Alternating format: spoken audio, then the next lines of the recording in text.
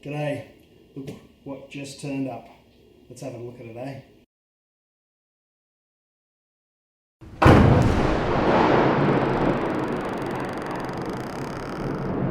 Straight out of the box. It feels very sturdy, which is a good thing.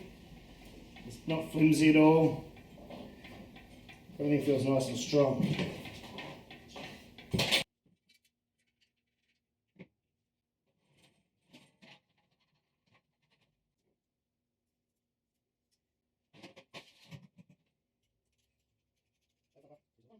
There's a couple of small things you need to do once you get all the wrapping off it.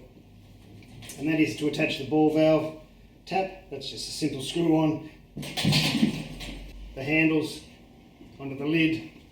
This is the bottom plate, and it sort of stops a lot of the junk getting through down to your tap. It's like false bottom of it.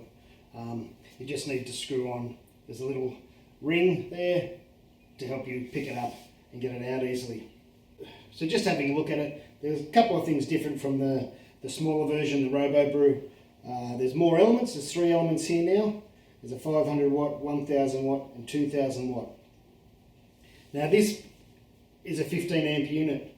It'll run really well if you have a 15 amp power point. You can get an adapter so you don't have to, but you might only use 2 of the elements instead of the whole 3. I haven't used this BREWZILLA yet, as you just seen, so I'm not sure how it runs, but I know people do use it with 240 volt and the normal 10 amp circuit. While we're on that, I did get one of the power points. Luckily one of my friends is a Sparky and he came over, and seriously it cost me about $60 worth of stuff. I didn't even use it all, and it took him about 20 minutes to put in a 15 amp power point in. The other benefit of having it, I've got the 15 amp to its own circuit, is that the wife can use the household appliances when I'm brewing without having to worry about flipping the fuses. So as I said before, this is like the false bottom. This just goes down into the bottom. I'll give you a look down there later. Malt pipe. I'm really impressed at the size of it. I thought it was going to be a lot bigger, and when they get too big, they're a real bugger to lift out. But that's a nice size. So this is the bottom of the malt pipe, and this is the overflow tube, which I screwed on before. It just screws onto the bottom there, and it is adjustable. It's got a nice little clip on it, and will sit fairly sturdy by the feels of it, which wherever you put it, which is good. That's a good improvement on the way the Brew did it. I'll give you a closer look later. It's also, after I used the Guten, I did not like how you couldn't adjust the pipe on the Guten. You either had it half or you had it full, which made it really difficult. So I was waiting to see if this had an adjustable one, and it does, and I'm really happy about that. The mash pipe itself, nice and sturdy. The legs are very sturdy looking. That's good.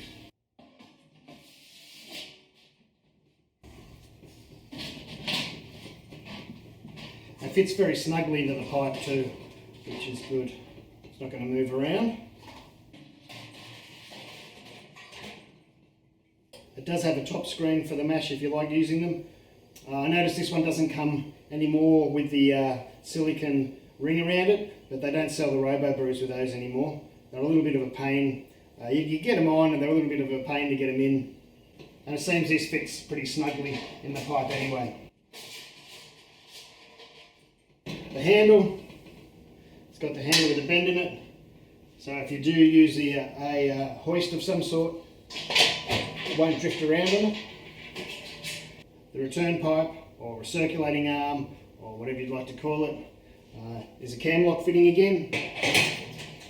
So that just fits in there.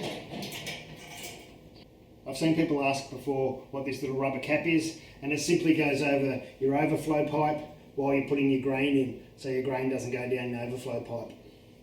Nice big lid. That also comes with an immersion chiller.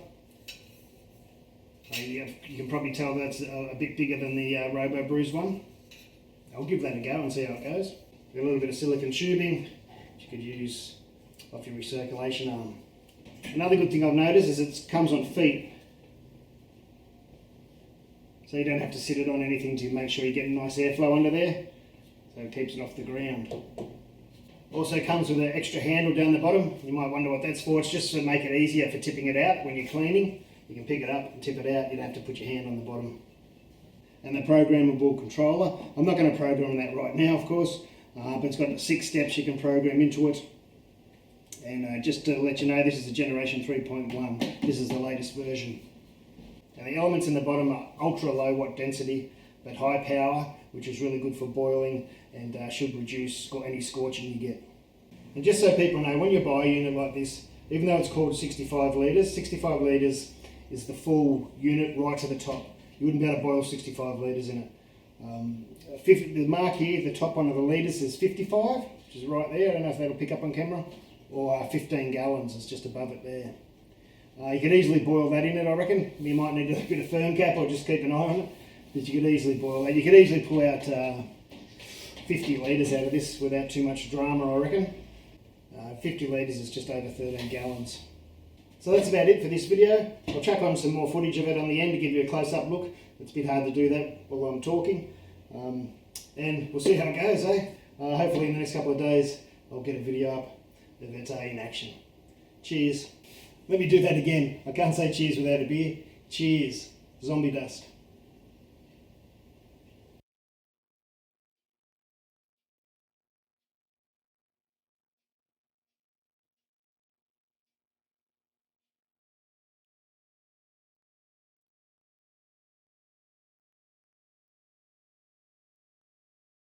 We'll just have a look inside.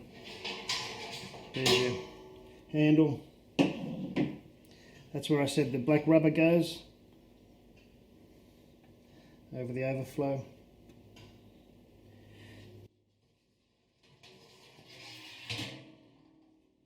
There's the plate in the bottom. It's where the ball valve comes out. That's the intake for your pump.